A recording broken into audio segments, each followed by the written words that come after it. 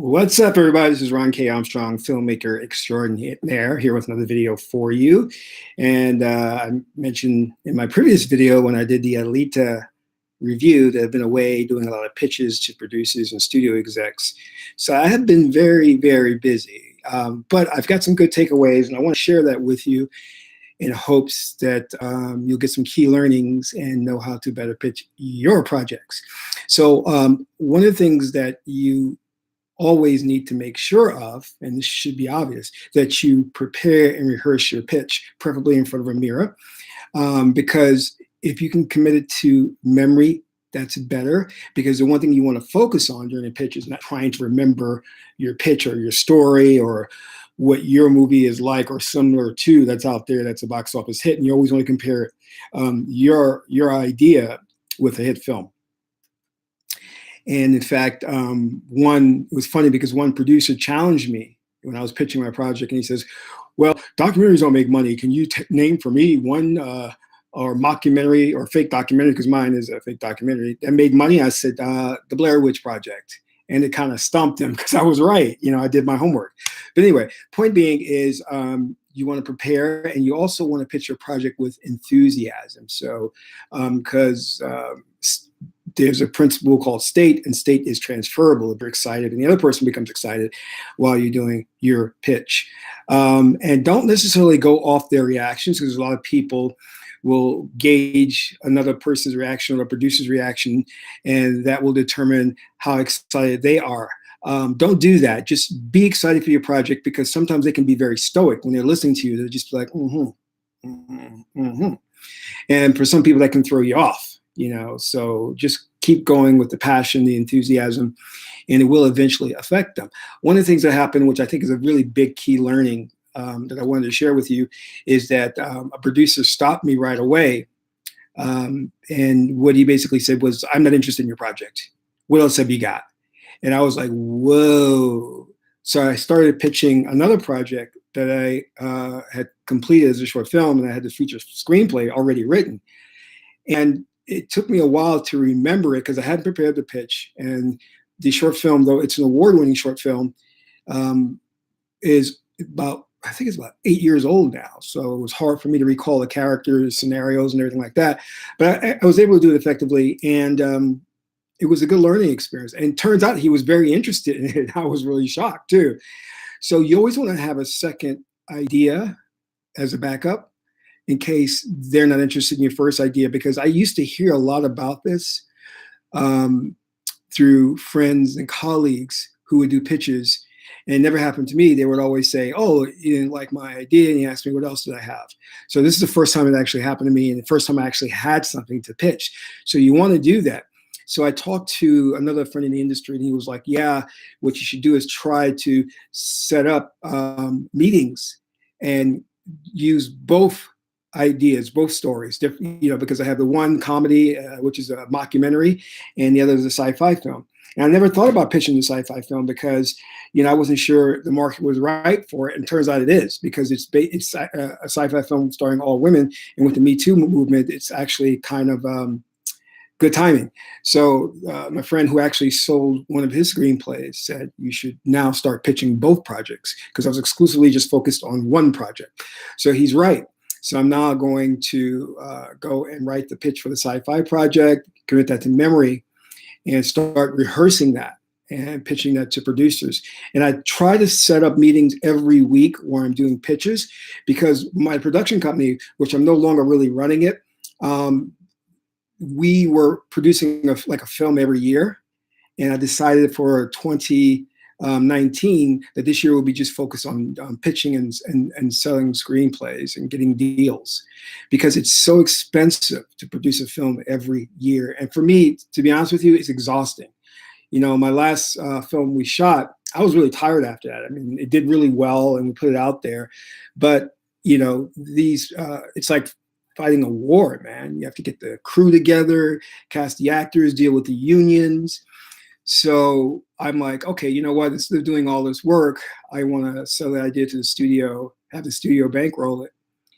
And if I direct it, great, wonderful. Or if they just want to buy the IP from me, that's cool too. You know what I mean? But anyway, back to the pitches. So if you can set up as many pitches as possible and kind of diversify, that would be great. That's the ideal situation. The thing too is know who you're pitching to, because they're looking for very specific material. You know what I mean? There's no use in pitching a sci-fi film to a producer who's only looking for comedies. Okay, so just make sure you're aware of that so you don't waste your time or their time. Now, the other thing that's important is you need to know like how far up the chain the person you're pitching to. Are they a producer and have their own production company which has deals with major studios? That would be great if you can get into that type of situation where you're pitching to. But if you're pitching to someone who's only a junior assistant to a development head, they don't have much pull. But I'm not saying you shouldn't. You should, because that individual could be the next head of development for that production company. So you never know. Things change in this industry really quick and people climb up the ladder really quick. But just know that if you should try and focus more on the higher ups than the lower people. Now, other people will say, no, you should also focus on the lower people because they'll climb the ladder really quick. That's true. But when you have a limited amount of time, you know what I mean? And you can't, like travel so much, because there was a time when I was on the East Coast and I was trying to set up meetings on the West Coast, and it wasn't easy for me to go back and forth. So in that case, you really want to focus on the individuals who have really big clout. And again, just do a little bit of your research and know who you're pitching to. And the other thing is follow up with them if you can. Make sure you get some notes, because that could really help you in the end in trying to interpret what went right and what went wrong. Now, every executive or producer is different. And just because one says something, don't take that as the gospel. Because you may pitch something to one producer, they'll love it, another producer will hate it, and they'll tell you reasons why it's no good. Well, because the market trend is now this and this, the statistics say this and this. It's all bullshit, And your goal is just to find that right person who will campaign for you, who will be an advocate for you and believe in you, and bring it to the studio and have the studio greenlight it. And remember, as I'm bringing this to a conclusion, a green light doesn't mean that it's actually going to become a film. Don't get too excited, because from there you move into development, and development, you can get caught in development hell, because they can rewrite your script, assign new writers, and before you know it, it's not the same. It's not the same story that you originally dreamed up. And another thing too that's interesting, I don't know if this is a key learning for you, but I did want to pitch a film I did years ago to do a reboot. Come to realize, I forgot that I don't own the rights to that story anymore. I sold that to a studio, so I was not even sure I could pitch it. So I didn't pitch it. I said, wow, even though I wrote this, I sold the rights outright. They don't revert back to me. The studio owns it. So technically, I shouldn't be pitching it. And if I did pitch it and it did get a deal, that deal would be probably exclusively negotiated between the studio and the company I sold the rights to.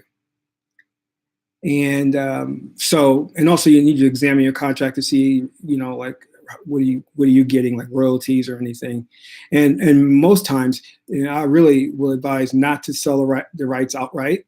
What you want to do is have them revert back to you after a period of like 5 or 10 years.